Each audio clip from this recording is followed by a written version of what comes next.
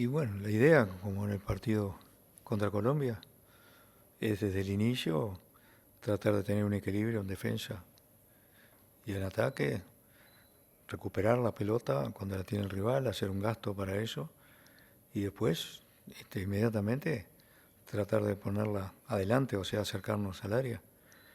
Y eso con un juego que no pierda tiempo, que sea simple, sencillo, abriendo los espacios, entrando por laterales. Se hizo en los dos partidos. Y bueno, no se concretó el gol y eso este, a veces se paga en no poder ganar y a veces hasta en perder. Cuando, vamos a decir,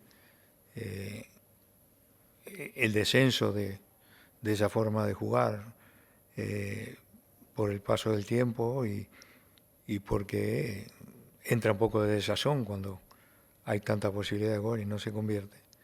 La cosa va siempre a favor del equipo rival. Ni que hablar cuando le servían dos resultados, como en el caso de Colombia, y cuando enfrentamos un equipo poderosísimo que capitaliza por su gran estado de forma los errores rivales en goles. La siguiente pregunta es de Rafael Castillo, de Radio Universal. Maestro, pasadas horas del partido con Argentina, en el análisis más frío, ¿por qué el equipo pierde lo bueno que hizo en los 38 minutos iniciales? Bueno, yo en la anterior pregunta ya esbocé algo, este, de que capaz que la búsqueda del gol nos lleva, eh, es una posibilidad que yo pienso, por eso seguimos trabajando en estos aspectos, de que haya descuidos defensivos, que no haya regresos muy rápidos. Este, no lo veo desde el punto de vista de la capacidad de los futbolistas, lo que hemos trabajado. ¿eh? En el partido con Ecuador fue increíble la cantidad de pelotas que recuperó el medio campo y, y bueno, y jugadores que se decía que tenían buen pie pero no marcaban. ¿eh? Y no es así, hay que ir a los números, que ahora son muy fáciles de conseguir y hay que interpretarlos, pero no sacar conclusiones cuando no se va hacia la realidad. Por eso digo que no, tampoco tengo clave cuál podría ser una solución casi mágica.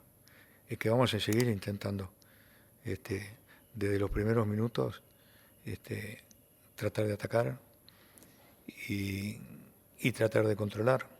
¿eh? Evidentemente tiene que ser durante los 90 minutos. eh, y bueno, otra cosa no le puedo decir, no me puedo poner a pensar que hay un error en atacar durante media hora de cada partido este, y tener situaciones frente a los arcos. Tenemos que reintentarlo. Manuel Jarovisky, de 13-0. En el partido contra Argentina, Godín cumplió 150 partidos con la selección y si se mira la lista de los 12 jugadores con más partidos, son todos jugadores parte del proceso. ¿Qué significado tiene esto para usted? Bueno, tiene que ver con el proceso de trabajo largo que determinó el proyecto que llevamos a cabo. ¿m? Llevamos más de 15 años de eso. Y, y bueno, se ha dado que han pasado varias ya generaciones de futbolistas este, y que en condiciones normales, no me puedo estar quejando específicamente porque la pandemia fue para todo el mundo, pero o sea, nosotros se nos terminaron las fechas FIFA, se nos terminaron los torneos continentales de juveniles, los mundiales juveniles se suspendieron, este, y ese trayecto que estaba cada vez más afinado, que por razones obvias no se pudo ver en los primeros 4 o 5 años del proceso, sino que había que darle tiempo a las generaciones juveniles que fueran haciendo su pasaje, y bueno, y después ya en 2016, 2017 se fueron concretando cosas, triunfos a nivel juvenil, que fueron hablando de generación importante, que ahora están en la selección mayor la mayoría de ellos. Y bueno, todo eso se enlenteció. La generación de sub-20 para lo que iba a ser los campeonatos anteriores no pudo competir, se lo perdió. Entonces eso altera la formación y sin embargo creo que causa una sensación agradable que haya jugadores que han estado Godín desde antes que empezáramos nosotros en el 2006. Y bueno, y merecidamente tiene ese número de partidos, es el capitán, tiene mucho que ver con cosas que se hacen o se intentan hacer en el campo. Y, y bueno, y también ha habido otros en otra época que tienen una cantidad de número de partidos que no son tan frecuentes en las selecciones del mundo. Está reservado solo para los elegidos. Y eso me da una satisfacción porque de eso se trata, de que todo lo que se hizo cuando se consiguieron algunos resultados, 2010, 2011, y yo agregaría que en los siguientes mundiales también tuvimos buenos momentos, todo eso tiene que aunarse a la aparición de futbolistas jóvenes. El otro día Carlos Valderrama en Colombia, en un diario colombiano, que entré por razones obvias, ¿no?, cuando estábamos por jugar con ellos. Le hablaba a un entrenador que no sé ni cómo se llamaba ni de qué equipo era, pero le decía, fulano de tal, mirá los pelados son los jóvenes. En Colombia se le dice así. Y siempre son los que traen las soluciones. Y los trabajos a largo plazo no pueden hacerse sin considerar la aparición y evolución de los jóvenes. De eso se tratan los proyectos. Y yo creo que acá en el país hay que seguirlo intentando. Quizás, si alguien quiere, de mejor manera que la que le hicimos nosotros, pero atendiendo a esos aspectos. Paulo Rogerio Veiga, de Agencia Sport de Manaus. El resultado ante Argentina debe haber sido muy duro, pero creo que puede haber dejado muchas lecciones. ¿Qué cosas se pueden sacar de ese partido pensando en el próximo partido con Brasil? Y bueno, que fue una derrota dura, que generalmente duele. No es la primera vez que nos pasa, ni siquiera en esta eliminatoria. Por ejemplo, recuerdo que nosotros, el tercer partido de la eliminatoria esta actual, fuimos a Ecuador y perdimos por goleada. Y bueno, y algo similar, vamos a decir, a lo que pasó ahora. Se hablaban las mismas cosas, las mismas críticas, venían partidos como con Colombia y con Colombia en Barranquilla, donde nunca había ganado Uruguay, con Brasil. Y bueno, y fuimos a Colombia y haciendo lo que hacíamos siempre, pero con mucho compromiso, con muchas conversaciones, inclusive entre los jugadores que estaban en el exterior comunicándose, porque no podíamos quedarnos con eso que mostramos frente a Ecuador. Y ahora aspiramos a lo mismo. Yo no le podría decir que lo podamos hacer, porque sería adelantarme a la realidad, pero esa es la intención nuestra. Y esperamos hacer un buen partido y tener la fortuna, la suerte de conseguir cosas. Y bueno, de esa manera creo que ha sido un poco la historia. Nosotros nunca fuimos el gran equipo de Sudamérica, pero hasta ahora conseguimos ir a todos los mundiales o clasificando en las eliminatorias que se disputaron desde el 2006. Y bueno, esperamos hacer lo mismo. No tenemos las garantías y también nunca dijimos que el clasificar para una eliminatoria era una cosa inexorable. Yo qué sé, por eso lo he hecho que en la anterior eliminatoria fuimos los segundos en puntos. Y bueno, y la eliminatoria además es una competencia durísima, en Sudamérica más que en otros lugares, por razones geográficas. Y es muy, muy dura, porque cada equipo lleva sobre sus hombros los anhelos de todo un pueblo futbolístico. Y bueno, y después nadie se acuerda de la eliminatoria. Todos estos datos que yo estoy diciendo capaz que no interesan, lo importante es clasificar. Nosotros, creo que fueron 2 veces que fuimos con repechaje. Y bueno, y después el mundo siguió y no se habló demasiado de eso. Pero tampoco se habló demasiado cuando salimos segundos o cuando hicimos grandes partidos en la eliminatoria, algunos que goleamos a rivales. Y bueno, y llega un momento que en esa evolución no hay nada marcado. Uno se afirma en ciertas cosas, en ciertas sensaciones. No se puede predecir el futuro, pero sí hay que tomar decisiones para encararlo de la manera que expliqué en la anterior pregunta. El espacio que ya tienen los jugadores históricos y la llegada de nuevos futbolistas. Y bueno, no han sido pocos los jugadores que en los últimos tiempos, pese a esas dificultades de no tener partido de fecha FIFA, accedieron a jugar en la selección de Uruguay, en condiciones diferentes. Sin preguntarle si querían entrar, como dice la canción. Y bueno, dije que no iba a hacer más ironías, pero se me escapa, ¿no? Por modalidad de ser. Y digamos, lo de los jugadores jóvenes es fundamental, porque el solo hecho de tener su primer partido en la selección, acá en este país se le da mucho significado y puede ser un apoyo muy importante para todo lo que haga después ese futbolista. Y además nosotros tenemos que ampliar el número de futbolistas que están en la selección. Tenemos que tener no solo un equipo lógico, competitivo, sino que también tenemos que tener planteles competitivos, con suplentes que puedan entrar y se pueda discutir mucho por qué no pone a este, por qué no pone al otro. Me parece que eso es una de las cosas que hay que llevar. Lleva tiempo, depende mucho del empuje generacional, que a veces nosotros no lo determinamos.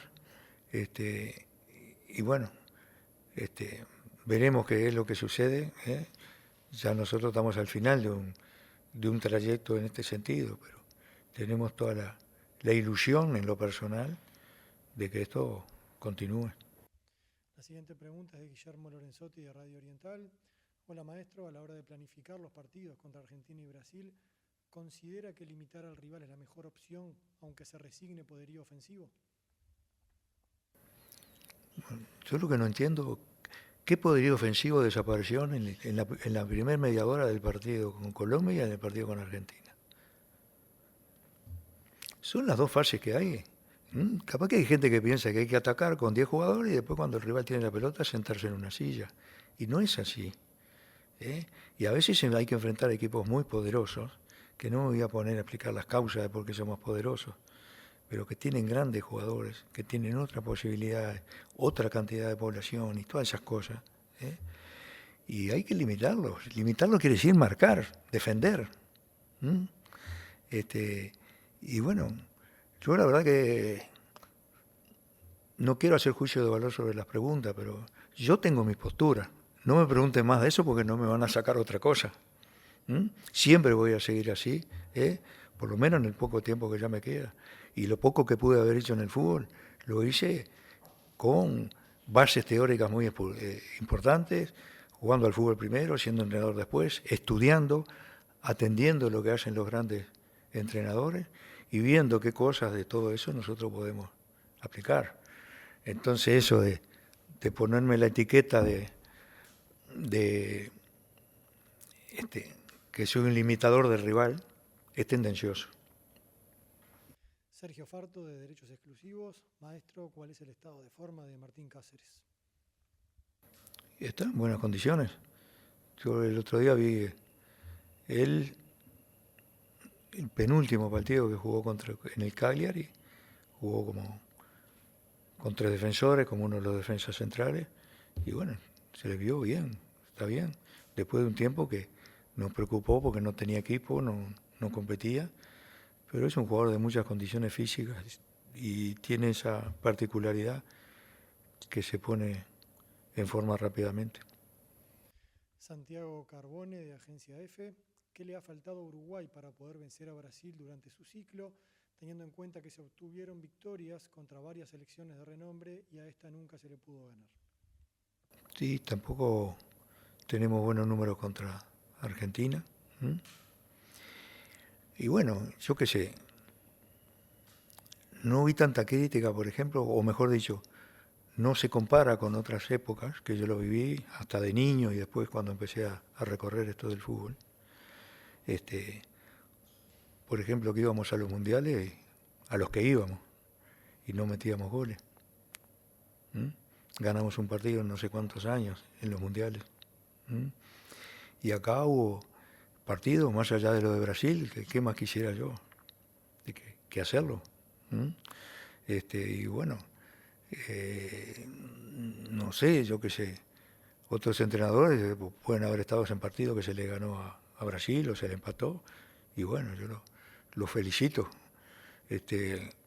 Conmigo no ha podido ser, ¿m? Y por diferentes circunstancias. Una vez fuimos a jugar un partido en San Pablo, también por eliminatoria, hicimos un gran partido, lo dominamos absolutamente. Del exterior vinieron imágenes felicitaciones de todos lados. Y perdimos, porque no estuvimos felices a la hora de defender. Y bueno, y eso ha pasado. Y después en los mundiales también se decía, en aquella época, no, me parece, como no era dirigida contra mí, yo no la veía como con una cosa tan criticada. No se le ganaba a los europeos. Y eso se hizo en este ciclo. ¿Mm? Así que hay ganadas y hay perdidas, y a mí no me interesa demasiado eso. Lo que no le puedo dar más contestación que estas reflexiones, y me derecho a defenderme. No me mortifica lo que pueda venir desde el punto de vista de la crítica, pero siempre fui alguien que no le gustó las cosas injustificadas, y bueno, y salgo al paso, pero no por una cosa personal, para hacer ver que puede ser tendencioso o puede ser exagerado. Franco Saxlund de Salimos.uy. Más allá de ser en condición de visitante, Brasil tuvo algunas dificultades para hacer fluir su fútbol ante Venezuela y Colombia, incluso dejando puntos en Barranquilla. ¿Qué conclusiones pudo sacar de esos juegos pensando en el encuentro del jueves? Bueno, que quizá no fue el Brasil un poco apabullante, pero los primeros 2 puntos que perdió, si se puede llamar así, fueron en ese partido contra Venezuela. Y el gol de Venezuela se originó en una especie de blooper que hubo entre los dos zagueros de Brasil, que se tropezaron entre ellos y dejaron un hombre solo que hizo el gol. Después lo solucionaron. Y bueno, y contra Colombia, no sé si no fueron el mismo Brasil, pero se encontraron con un arquero que atajó tanto o más que contra nosotros, con Ospina, que está en un nivel brillante. Y bueno, sigue siendo un equipo muy difícil. Aparte de ese gol que le digo, le han hecho 2 goles más, 3 goles. Y de todos los puntos posibles, solo dejó de conquistar 2 en este empate que tuvo contra Colombia. Quiere decir que para mí sigue. No vamos a apoyar las esperanzas en que Brasil está mal, porque no lo creo. Pero sí con el versito de siempre. Vamos a prepararnos dentro de lo que se puede en estas condiciones, con tan poco tiempo, para enfrentar a un Brasil que dé lo mejor de ellos. Después, si es menos, mejor para nosotros, pero que no nos encuentren descuidados. Esa es la propuesta, a veces se trabaja para eso, a veces se consigue y a veces no. Jugamos nosotros y juega el rival. Entonces el fútbol es una cosa, que lo dije también muchas veces y cada vez lo creo más, es complejo y es complicado. Complejo porque los factores de rendimiento son muchísimos, muchísimos, de dentro, de fuera de la cancha, los aspectos técnicos, físicos, psicológicos. Y además, de complejo es complicado, porque así son las relaciones entre esos diferentes factores. Entonces no es para cualquiera el fútbol. Ni siquiera para entrenadores modestos como me considero yo. Nosotros es más dificultoso todavía, pero aún para los grandes entrenadores, para los grandes planificadores, para los periodistas, la interpretación del fútbol no es tan sencilla. Tiene que ser, hay que considerarla difícil y procurar interpretarla bien, y después llegar a las posturas que tiene cada uno en su función, a la hora de expresarse. Siempre yo miro los partidos del equipo que vamos a enfrentar. Tengo un concepto de lo que intenta, cómo sale, desde dónde inicia los ataques, un montón de cosas, y nosotros tenemos que adaptarnos en eso, porque no todos los equipos son iguales también, hay detalles. Y aparte, Brasil, quizás en este partido último coincido con el periodista, eso sí que no vi cosas del Brasil que veo que es, del punto de vista defensivo, es el mejor equipo de la eliminatoria, pero por lejos. La siguiente pregunta es de Víctor Goncalves, de Récord de Portugal. ¿Cómo ha visto a Sebastián Coates en el partido con Argentina y si está en buenas condiciones de poder jugar contra Brasil? Bueno, en buenas condiciones está, pues ha estado entrenando, recién estamos en los post del partido con Argentina, pero es un jugador que, pese a que no ha jugado tanto últimamente, es uno de los históricos. Él apareció para solucionar problemas en la Copa América del 2011 y bueno, fue elegido el mejor jugador joven de la Copa, grandes actuaciones, suplió nada menos que a Diego Godín, que no pudo estar, y bueno, y siempre da el mínimo sobre los jugadores, además con una postura, una manera de ser, de perfil muy bajo, pero siempre pronto, siempre aportando, y aparte siendo un jugador muy querido acá en el plantel. Por eso a mí es uno de los jugadores que me tiene tranquilo de su sentido de la responsabilidad y de sus condiciones. Y la última pregunta, maestro, es de Diego Martínez, de Revista Túnel. Ante Brasil de visitante, Uruguay ha hecho partidos tácticos muy buenos, con gran entrega e intensidad. Eliminatorias 2010 y 2018, sumada a Confederaciones en 2013. ¿Planea un partido con esas características, con intensidad en la marca, táctico, profundo en el juego, intentando convertir en las oportunidades de gol que se generen? Bueno, no nos ha ido tan bien con la era Tite, pero antes sí. Empatamos en Brasil varias veces, un partido de eliminatoria que lo íbamos perdiendo 2-0 a los 15 minutos de juego y lo terminamos empatando. Y bueno, y en una última jugada que tuvo Luis Suárez, una tajada maravillosa de Alisson en un mano a mano. Quiere decir que siempre se hizo eso. En la hora de Tite no, pero ¿sabe qué nos pasó? Lo que le ha pasado a la mayoría. Porque si ganó las eliminatorias, la primera empezada, pero retomó el rumbo y se clasificó, y las otras dos clasificando con anticipación, y casi no perdiendo partidos, quiere decir que no es solamente nosotros que no le podemos ganar a Brasil en la eliminatoria, es un rival muy calificado, pero no por eso tenemos que dejar de considerar este partido como una nueva oportunidad de luchar por los puntos y eventualmente conseguirlos. Terminamos la conferencia. Gracias, maestro. Ok, gracias.